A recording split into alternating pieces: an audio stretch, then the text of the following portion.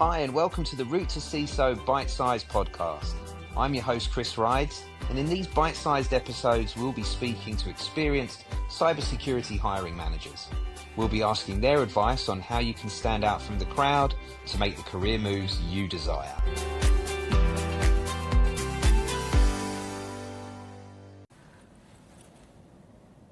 Hi, everybody, and welcome to Root To CISO. It's another bite-sized episode. I'm here with Greg Rogers, good mate of mine, and a previous Root To CISO guest. Mm-hmm. How you doing, mate? Doing great. Good. We're here at InfoSec World, and so I'm taking the time to grab a few people while I'm here and have a bit of chit-chat about all sorts of bits and pieces. I thought what we could talk about was maybe last night, I know you were part of the panel that was welcoming all the new attendees to InfoSec World, and probably worthwhile talking to the audience about how you can get the most out of conferences you go to. So it's probably a pretty good subject. Yeah. Sound good? Yeah, absolutely. Good. All right. So I guess if you're, first off, I think outside of conferences, we have a lot of great industry events that people can go to. Yeah. How do people find those events, and how should they be doing? Because the networking is going to be the thing that helps them in their career, right? Yeah, I mean, at these events, you'll find them, all major industry groups have them. So, if you go look at Secure World or the CRA websites, they'll all have that stuff, Gartner, ISC2, so just do a Google search of cyber industry associations, cyber industry conferences. You'll find a never-ending list. There's also vendors, Palo and Google and AWS. I mean, they all do all different types of security-focused conferences. One of my favorite series is actually B-Sides, which I know you're familiar with. One of the nice things about that is they're all over the place. I mean, in the Maryland, Virginia area, we've got probably 3 that are relatively local, driving distance, 3, maybe 4, depending on how far you're willing to drive in a day. Yeah. And those are nice because they're small, very easy to handle. They're usually on a weekend. Maybe they're a Friday and Saturday. Some offer some training, and some might just be a day of talks. But they're also very inexpensive. Yeah. I mean, some are free. I've done some that are $15. I think the most I've ever paid for one was like $40. Yeah. And a lot of them also, something to keep in mind and to look for, it will sponsor students. Yeah. So students can go and attend them for free. Yeah, I love the B-Sides events. I've been part of and speaking at B-Sides Las Vegas for probably, I think it's almost 10 years now. And earlier on this month, or by the time this comes out, it's probably a couple of months ago, but I did the very first B-Side South Florida, did the keynote along with a couple of CISOs there. Great event, like already a couple of hundred people for a very first event. Really good networking. I definitely second the B-Sides. In fact, I'm wandering around with my B-Side Las Vegas bag here. So yeah, the B-Sides event's great, and they're global. Like these things happen all over the world. Yes. So that's a great place to be. You've also got your little chapter meetings as well. So. Oh yeah, I mean, ISSA, ISAC, ISC2, I mean, they all have chapters. So look that stuff up. And I think back to B-Sides, the nice thing is, like you said, it's global, and they're in every little city. Yep. So, I know like Rochester has it, and Newark, Delaware has it, but also Pittsburgh has it, and Philly has it, and New York has it. So you have them all over the place. Yeah. But, also I want to add is something, talk to your friends, talk to your colleagues, talk to your network, and see what they like to go to. InfoSec World is one I recommend all the time because I've been coming here for a long time and I really enjoy it. And if you're lucky enough, on that sort of stuff, if you're lucky enough, some of these events, they do special things for students. Others, like I speak at a lot of events, we both speak at a lot of events. Sometimes we'll get guest passes as well. And the amazing thing with that is that we get to give away those guest passes. So if we're not bringing somebody with us to go to the conference, I'll often give those guest passes away. Only this week prior to this, I gave away my guest pass. That was worth $2,500, right? So somebody gets to come to these bigger conferences that may not be able to afford to. So get in contact with the people that speak at these events, look at the agendas, reach out. and start with your local events first of all, for sure, because Eventbrite, meetup.com, maybe start small. I'd also say it's like you're never too early in your career to try and put forward a talk either. And that's what I was just going to say. Speak, put it in. Yeah. I hate getting up in front of a group and being the focus of attention and speaking. But I love these type of things. There's no audience there. They're back there somewhere. Yeah. I love panels. Yeah. If I'm up on stage with someone, so much more comfortable. Me and Andy are doing tomorrow. We co-speak, so there's the two of us. Yeah. Which gives you, you feel safe because you have that other person there, so you don't feel like I'm like here. I'm talking to you. I'm not talking to 200 people. Yeah. But also then, like, if you stumble and you have a good rapport with them, they pick it up and nobody notices. And then you get to interject on each other. It almost becomes a conversation. I've done fireside chats. I like that kind of stuff. But yeah, do a talk. Just think of something that interests you. Don't even worry about whether it's going to be interesting to everybody else, because if it interests you, there's probably a whole lot of other people out there that are going to be interested as well. 100%. B-Sides is a great place to start that. Small groups. Eases you into it, and then you go to events like this and submit your talk to ISC2 or InfoSec World or, any of those, yeah. Black Hat, whatever you want to give it a try, DEF CON, but and then you get to come. It's not totally free because I have to pay my airfare and I have to pay for my hotel, but I save a ton of money on the actual conference attendance. So yeah. it makes it a lot more affordable. Yeah, and it will start. You have to start somewhere with the talking. So I think the first time I sort of spoke publicly was just a Cloud Security Alliance chapter event. Right, that's when I first spoke publicly, and I got more involved with that. And then I met other people, and then they were putting on a conference, and they were like, "Kris, would you make some introductions and do introductions for people?" Yeah, sure. And then now I look at it, I've done RSA 4 times, I've done DEF CON, InfoSec World 4 times, ISC2 Security Council, lots of the B-Sides events, and just you become a lot more natural. It doesn't stop me from sometimes feeling nervous. That's totally normal. Yeah, I still feel that nervousness when I am leading up to like the morning, before my talk. But usually once I'm up there, I'm pretty comfortable. Yeah. One thing I noticed that benefited me, when I first became a CISO, I had to present to the board. So I was uncomfortable with that. As I've done these talks, I've become much more comfortable with that. So that it's even helped in my professional job. Yeah, 100%. It's funny because my most enjoyable part about any talk is the Q&A at the end. And that's the unknown, right? You have to be prepared to ask questions you haven't prepared for. I'm sorry. That's all right. Don't die on me here. We get this on film. I tried to get water, but the machine's not working. What's going on there? Can't even get a glass of water here. What kind of conference are we at? Don't see. It's a very good one. We should state that. It's a wonderful conference. Yeah. There's plenty of good perks. There is, including water, usually readily available. They don't try and dehydrate you, so that's good. Yeah, I think, and then people that are coming here, yesterday, you, Andy, Nick, all spoke, and Kris as well spoke about, how people can make the most of these sort of conferences. If you're, going to a conference, what are the ways that you can do that? Yeah, first is the obvious, the learning opportunities. I think no matter where you are in your career and your professional development, there's always something you can learn. Cybersecurity is such a broad industry that we're not experts. Especially CISOs. We're expected to know kind of everything, so we end up knowing a little bit about everything and oftentimes not being super knowledgeable about any one thing. So everybody still can learn.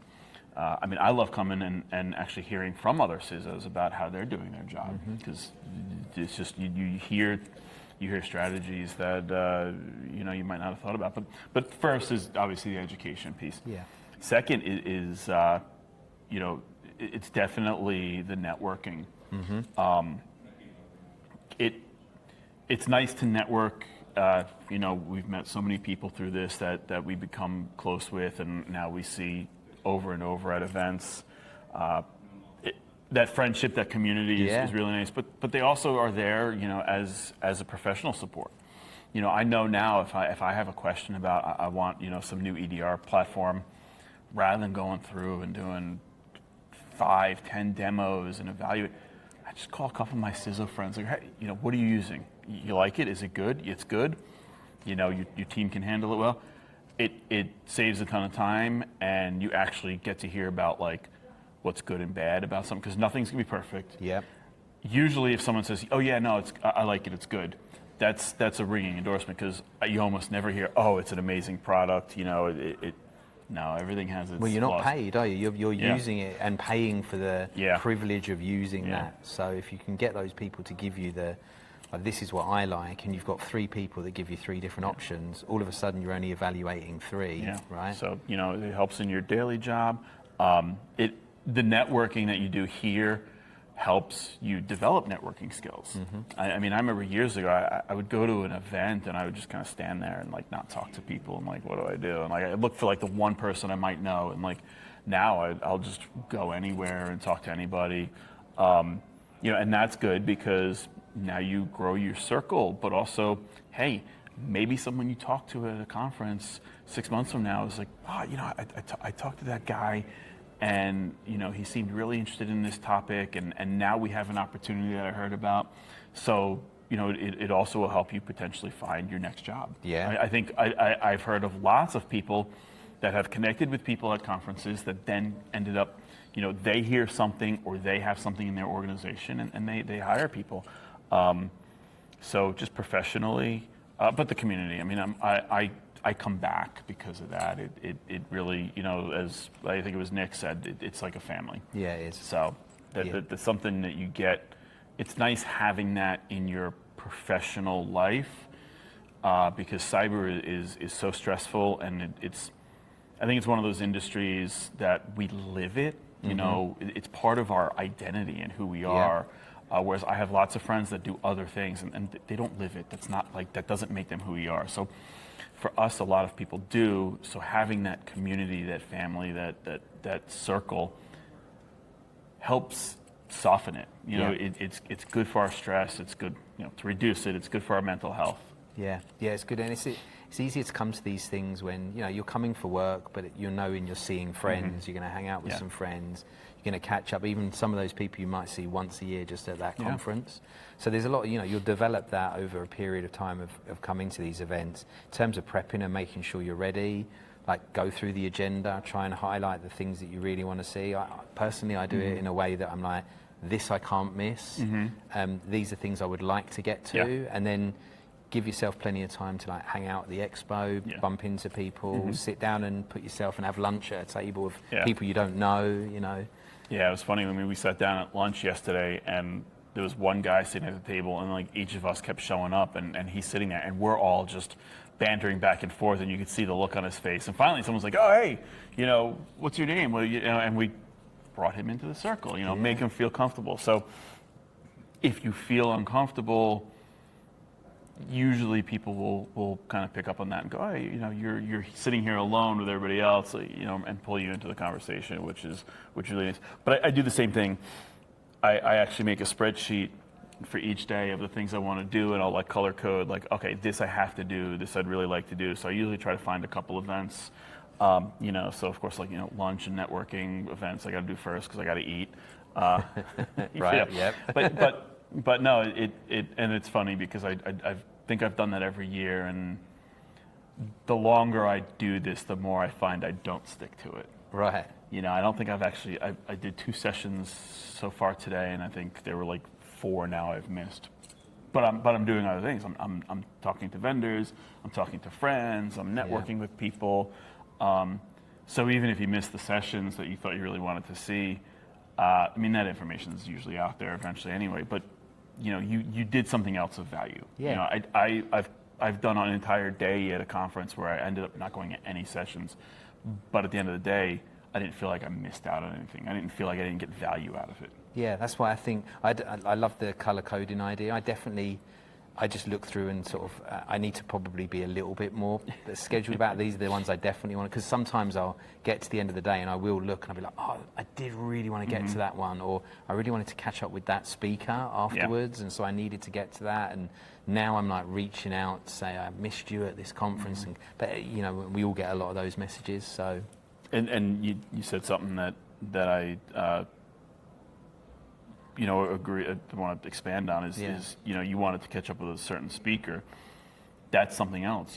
We're all in this together. We're all in the same industry. So even though we're speakers, come talk to us. I mean, people in cyber, we want to share. We want that community and want to help each other out. And the speakers are the same way. So and usually, the speakers only get to half of what they would love to talk about. Totally. So they're more than happy to continue the conversation in the hallway, and I mean that's how you meet people. So that's another thing that to make the most of your conference is talk to the speakers. Yeah. Pick their brain about something, and you might even find a mentor. Yeah. You might be early in your career, or maybe you're later in your career, and you aspire to be a CISO. I don't know why, but you're crazy. There's an element of craziness in glutton there. for punishment. No, but in all seriousness, I love doing it. But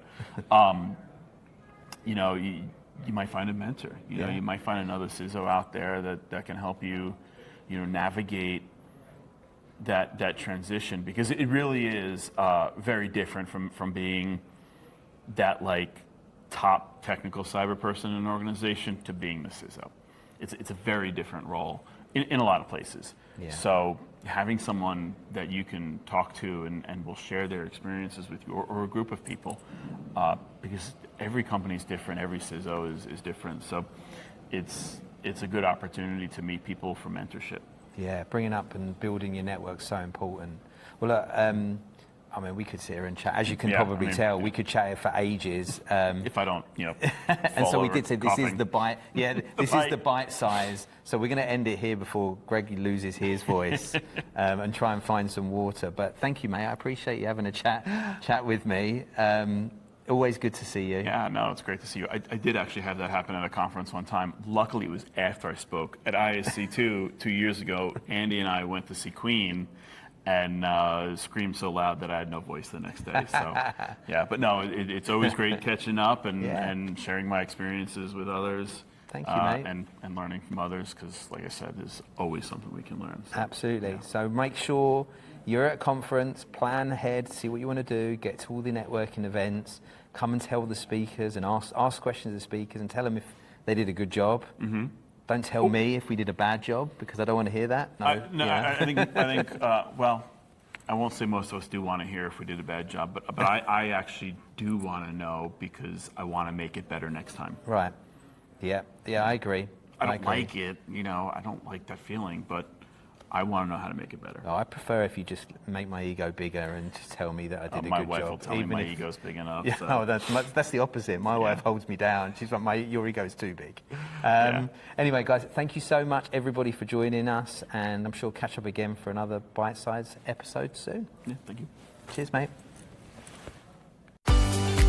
Thank you for listening to the Root to CISO Bite-Sized Podcast. I hope you enjoyed this episode. Make sure you keep an eye out for Season 3 of the full Root to CISO podcast. And in the meantime, stay up to date by liking, commenting, and of course, subscribing to our channel. Thank you.